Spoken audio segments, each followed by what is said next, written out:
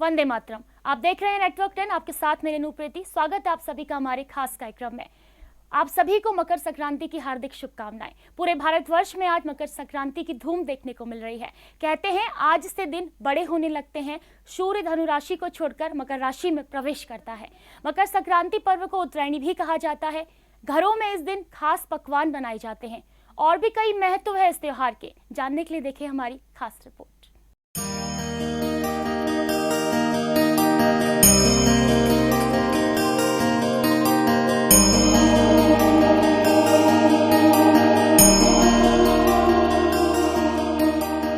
मकर संक्रांति हिंदुओं का प्रमुख पर्व है। मकर संक्रांति पूरे भारत में किसी न किसी रूप में मनाया जाता है। पौष मास में जब सूर्य मकर राशि पर आता है तभी इस पर्व को मनाया जाता है। वर्तमान में यह त्योहार जनवरी के 14वें या 15वें दिन ही पड़ता है। इस दिन सूर्य धनु राशि को छोड़कर मकर राशि में प्रवेश करता है। शास्त्रों में ऐसी मान्यता है कि इस दिन सूर्य देव अपने पुत्र शनिदेव से मिलने उनके घर जाते हैं। महाभारत के अनुसार भी भीष्म पितामह ने उत्तरायणी में ही अपने प्राणों को त्यागा था। यही नहीं, कहा जाता है कि इसी समय माँ गंगा भी राजा भागीरथ के पीछे पीछे कपिल मुनि के आश्रम में पहुंचकर सागर में मिली थी। देव पुराण के अनुसार मकर संक्रांति के दिन भगवान विष्णु ने राक्षसों की सेना का अंत करके युद्ध खत्म होने की घोषणा की थी। इसलिए मकर संक्रांति को बुराइयां खत्म करके अच्छाइयों की ओर बढ़ने का दिन भी माना जाता है। मकर संक्रांति पर्व को उत्तरायणी भी कहते हैं। गढ़वाल में इसे खिचड़ी संक्रांति के नाम से भी जाना जाता है। तमिलनाडु में इसे पोंगल नामक उत्सव के रूप में मनाते हैं, जबकि कर्नाटक, केरल और आंध्र प्रदेश में इसे संक्रांति कहते हैं।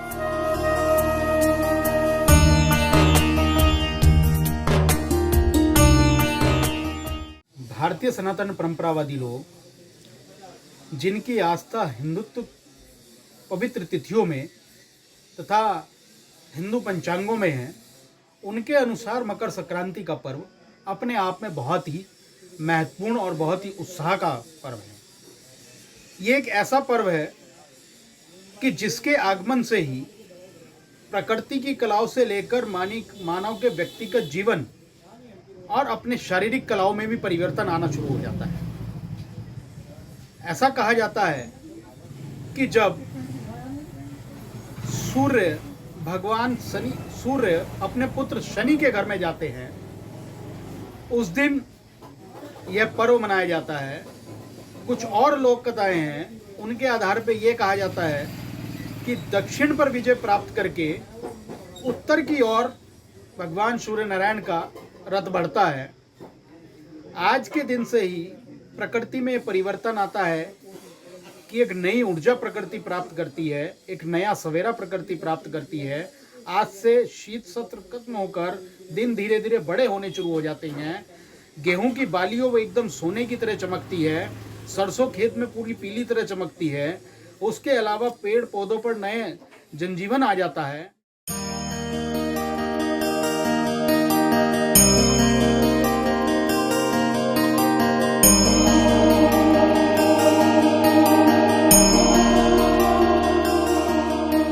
वैज्ञानिक दृष्टि से मकर संक्रांति का महत्व।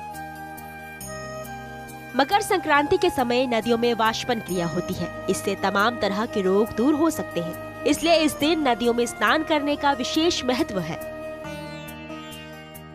गुड़ और तिल की तासीर गर्म होती है, जिससे शरीर को गर्मी मिलती है।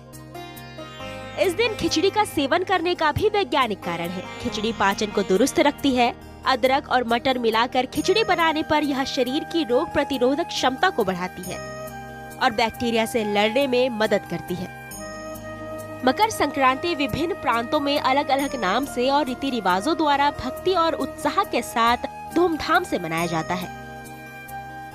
इस पर्व का महत्व सबसे ज्यादा किसानों में होता है। इस ऋतु में नई फसल में फूल और फल आने शुरू होते हैं, तो दूसरी ओर फूलों की क्यारियों में तरह तरह के फूलों की मंत्र मुग्ध करने वाली सुगंध बिखरने लगती है। अतः इस पर्व को बसंत ऋतु के आगमन का प्रतीक भी माना जाता है।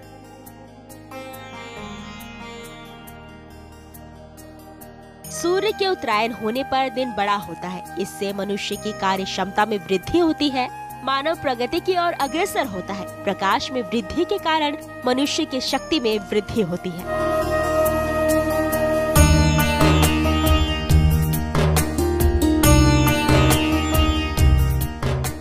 देखिए, हमारे यहाँ उत्तरायण और दक्षिणायन 2 अयन हैं। साल भर में, एक साल में 2 अयन पढ़ते हैं, उत्तरायण और दक्षिणायन। तो यानी हम जो भारतवर्ष है, हमारे उत्तरायण में, यानी उत्तरी जो गोल है, जो उत्तरी जो ध्रुव है, उस पर उसके सन्निकट है, स्थित है। और जब दक्षिण में, तो यानी साउथ आदि की स्थिति में जो है वहाँ पे रहता है। धीरे धीरे सूर्य भगवान हमारे जो है उत्तरी गोल में आते हैं, तो यहाँ गर्मी का ताप बढ़ता है। 14 जनवरी के बाद यानी गर्मी का ताप बढ़ना प्रारंभ हो जाता है, गर्मी प्रारंभ हो जाती है। और इसमें सबसे महत्वपूर्ण बात ये है कि ये ऊर्जावान स्रोत है। यहाँ से ऊर्जा प्रारंभ हो जाती है, लोगों के अंदर संचार प्रारंभ होता है, कार्य करने की प्रेरणा उत्पन्न हो जाती है। क्यों? क्योंकि इसमें रात्रि छोटी और दिन बड़े हो जाते हैं। और यानी अगर उसमें बिल्कुल भिन्नता हो जाती है, वैसे तो 25 दिसंबर बड़ा दिन माना जाता है वहाँ से प्रारंभ, लेकिन हम भारतीय संस्कृति सनातन के अनुसार तो यहाँ रात्रि छोटी और दिन बड़े, तो हम अधिक कार्य कर पाएंगे, अपनी आजीविका को हम अधिक अर्जित कर पाएंगे। और ये तो है आपका, यानी यहाँ से उत्तरायण प्रारंभ हो, यानी माघ के महीने से, यानी 14 जनवरी से लेकर के और आषाढ़ के महीने तक, यानी आपका जो है ये 6 महीने आपके उत्तरायण में रहेंगे। मकर संक्रांति का त्योहार आते ही खुशियों की बौछार सी आ जाती है। पूरे आसमान में रंग बिरंगी पतंगों से मौसम खुशनुमा हो जाता है। साथ ही लोग अपने घरों में सुख समृद्धि बनाए रखने के लिए भगवान से प्रार्थना करते हैं। साथ ही इस दिन तिल खाने से लेकर तिलदान तक का विशेष महत्व है। मकर संक्रांति पर्व को विशेष रूप से खिचड़ी त्योहार भी कहा जाता है। कई जगह तो पूरे माघ के महीने खिचड़ी खाने व दान देने का भी रिवाज है। साथ ही गढ़वाल में खिचड़ी त्योहार के नाम से मकर संक्रांति मनाई जाती है। तो आइए आगे देखते हैं तिल, पतंगों और खिचड़ी के त्योहार पर खास रिपोर्ट। 6 महीने की देवताओं की रात्रि मानी जाती है, जो कल प्रातः जो है जैसे ही 7:47 पे भगवान सूर्य मकर राशि में प्रवेश करेंगे, उससे पहले तक देवताओं की रात्रि है और उसके बाद देवताओं का दिन आरंभ हो जाता है। और अगले 6 महीने तक सारे मांगलिक कार्य, विशेषकर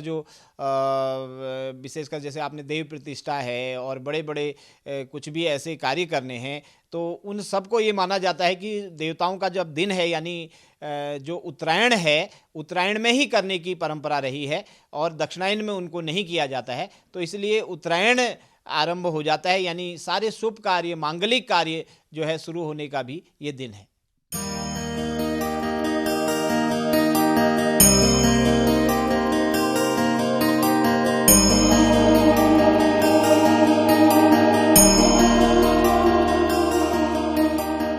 मकर संक्रांति में तिल का महत्व। शास्त्रों के अनुसार मकर संक्रांति में तिल खाने से लेकर तिलदान तक का अत्यंत महत्व है। संक्रांति पर सूर्य को साक्षी रखकर देवों और पितरों को भी तिलदान अवश्य करना चाहिए। ऐसा माना जाता है कि सूर्य को साक्षी मानकर तिलदान करने से अनेक जन्मों तक सूर्य देव उसे लौटाते रहते हैं। शास्त्रों में मकर संक्रांति पर तिल स्नान का बहुत महत्व बताया गया है। इस दिन तिल स्नान करने वाला मनुष्य 7 जन्म तक रोगी नहीं होता है। साथ ही हमेशा स्वास्थ्य लाभ प्राप्त होता है। अच्छे स्वास्थ्य की कामना करने वाले मनुष्य को चाहिए कि इस दिन तिल से स्नान करें।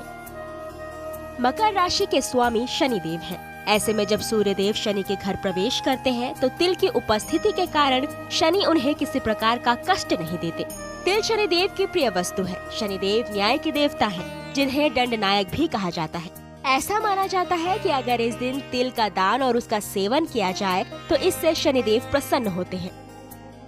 कहा जाता है कि तिल के दान से शनि, राहु, केतु से संबंधित हर तरह के दोष दूर हो जाते हैं। अगर शनि के साढ़े साथी चल रही हो तो भी हर कष्ट से मुक्ति मिलती है।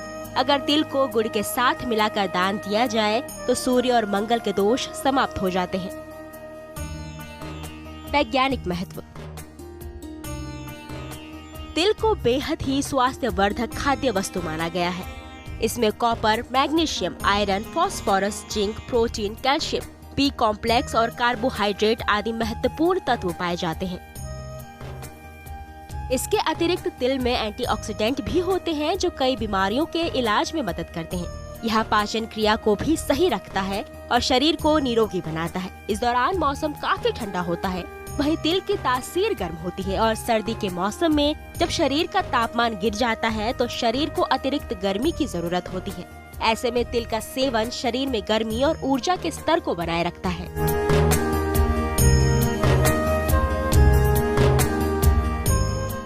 गंगा स्नान का बहुत बड़ा महत्व है तीर्थों में।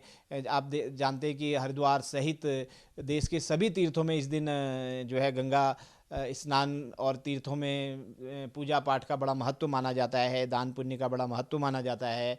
और विशेषकर तिल से बनी जो चीज़ें हैं उनका दान बहुत श्रेयस्कर इस पर्व में माना जाता है। और बताया जाता है कि गंगा जी भगीरथ जी के साथ चल के इसी दिन आई थी और गंगा सागर तक मिली थी, इसलिए पूरे देश में जहाँ जहाँ तीर्थ हैं उन तीर्थों में इस दिन स्नान का बड़ा महत्व है।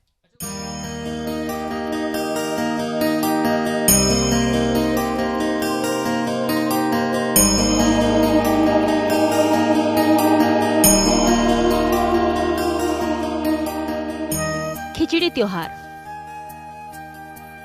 मकर संक्रांति पर्व को विशेष रूप से खिचड़ी त्योहार भी कहा जाता है। यह त्योहार पिता और पुत्र के रिश्ते को मजबूती देने वाला त्योहार भी माना जाता है। इसमें माघ की खिचड़ी का विशेष महत्व है। कई स्थानों में पूरे महामास की खिचड़ी का आयोजन होता है। मास भगवान शनि के पसंदीदा होते हैं और खिचड़ी को ऊर्जा का स्रोत माना जाता है, जिससे यह व्यंजन सूर्यदेव और शनिदेव को समर्पित होता है। कुमाऊं के बागेश्वर में पूरे महीने माघ की खिचड़ी का आयोजन होता है। गढ़वाल में भी खिचड़ी त्योहार के नाम से इस त्योहार को मनाते हैं। पतंगों का त्योहार। भारत देश में हर साल कई तरह के त्योहार मनाए जाते हैं और इन्हीं त्योहारों में से एक है पतंगों का त्योहार। जी हाँ, पतंगों के त्योहार को काफी उत्साह से पूरे भारत में मनाया जाता है। मकर संक्रांति के दिन ही पतंग उड़ाने का रिवाज है। इस त्योहार के बेशक कई नाम हैं, मगर इस दिन हर कोई पतंग जरूर उड़ाता है।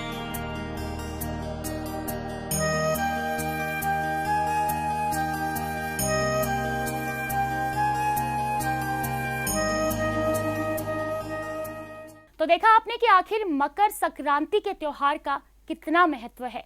आगे हम आपको उत्तराखंड में मकर संक्रांति किस रूप में मनाते हैं ये दिखाएंगे, लेकिन फिलहाल वक्त एक छोटे से ब्रेक का है। आप देखते रहिए नेटवर्क 10।